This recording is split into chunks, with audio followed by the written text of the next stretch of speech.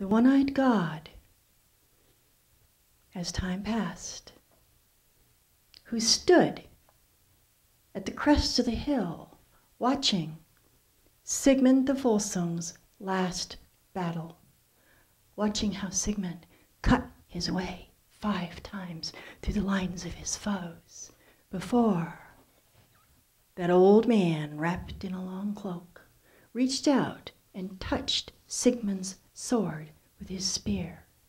The blade shattered into shards, and Sigmund, as he went down into pain and darkness, understood that it would be soon that he would again fight shoulder to shoulder with his son Sinfjotla, who had died years earlier. He also understood that his new wife, Hjordis, carried a son who was even greater, Sigurd, son of Sigmund, Sigurd the Volsung. And as the battle ended, the old man turned away, mounted his horse, rode into the sky, no longer an old man, but battle frenzy on an 8-legged steed. He rode across the night sky with his hunters and with his wish maidens, the women who chose the dead for him. He rode and walked among sleeping warriors, choosing this one and this one and this one and that one, and leaving his wish maiden to do his bidding. When he returned after the battle, she stood there, and he looked. One is missing. He was young, he was splendid. I chose to let him live. Since you have taken up choosing, you may return to your father's hall, where he will choose you a husband. And she answered, my father would never choose the man I want, for I will marry none but a man who does not know the meaning of fear. And Odin, the one-eyed god, touched her with a thorn, and she fell to sleep. And he laid her on top of a hill, and he drew a ring of fire around her and left her sleeping.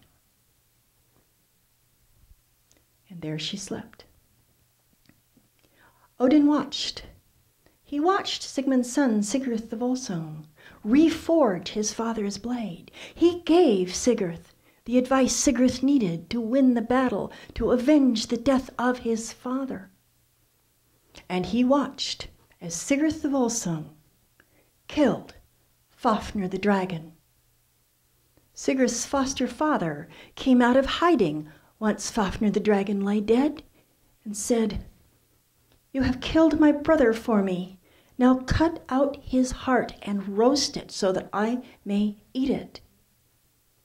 And Sigurd sat then at the fire, turning the heart on a spit. The heart dripped fat into the fire and spattered. The hot fat hit Sigurd's thumb. It hurt. He put the thumb in his mouth, and suddenly he could understand the birds in the tree above him. There sits Sigurd, son of Sigmund the Volsung, so strong, so brave, so stupid. Ah, yes, he is stupid. He's never thought to look in Regan's eyes. He doesn't know Regan hates him. Regan's gonna kill him because Regan just will not share the treasure with him or with anybody else. If Sigurd were as smart as he is strong, if he were as strong as he is brave, if he knew what we were saying, he would kill Regan at once. And then he'd take all the treasure. He'd take that treasure, he would go and he would find the woman who sleeps behind the fire. She has a lot to teach him. Not only did Sigurd understand, Sigurd believed the birds. And when Regan returned, Sigurd looked deep into his eyes and did see the hate. So he killed him. And then he went up the groove that Fafnir the dragon had worn in the rock into Fafnir's cave, and there lay an enormous heap of gold coins, ingots, cups, bracelets, rings, everything. He picked up a handful and put it into his horse's saddlebag, and another handful, and then another, and that treasure wove itself into a great coil, and like a snake flowed right into the horse's saddlebags. So Sigurd went, looking for the woman in the fire, and as he rode away, he noticed a ring that had come out of the treasure and put itself on his finger. He reached the hill with the flames around the top. Neither he nor his horse knew the meaning of fear. He rode right through the flames, and there lay a woman of unsurpassed beauty, with long golden braids, wearing a mail shirt and a pair of trousers. He spoke to her. He touched her face. He shook her. She did not wake up. So he drew his sword, carefully cut her mail shirt open. And with that, she did wake up. And she did give him much wisdom. She explained to him, as the birds had said she would, all the wisdom of runes and spells. And by the end of the day, they were in love. And he took the ring from his treasure and put it on her finger. And then she told him what to do. Go to the hall of Heimer, my kinsman. Become one of his men. He will like you. He will support you. He will help us convince my father that we can be married. Sigurd went to the hall of Heimer.